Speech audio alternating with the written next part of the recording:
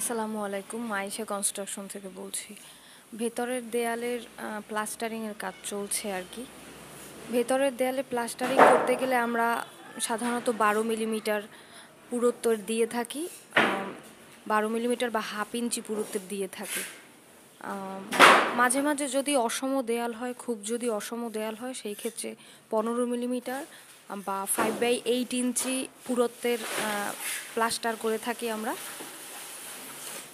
অনেক ক্ষেত্রেই যদি এমন হয় যে ভেতরের দেয়াল খুব পুরনো বা আঁচড়ে গিয়েছে, তখন ভেতরের দেয়াল খুব পুরনো দেয়ালের ক্ষেত্রে আমরা 20 মিলিমিটারের প্লাস্টার করে থাকি। কিন্তু এটা খুবই কম অসম্ভব আঁচড়ে পড়া বা পুরনো দেয়াল না হলে আমরা 20 মিলিমিটারের পুরুত্বের প্লাস্টার করি না ভিতরে। এই আর সাধারণত দেয়ালে আমরা 12 মিলিমিটার বা হাফ ইঞ্চি পুরুত্বে করে থাকি। 20 মিলিমিটার পুরুত্বের প্লাস্টার করাটা খুব একটা ভালো নয়, কারণ প্লাস্টার যত পুরু হবে প্লাস্টার তত ফাটবে।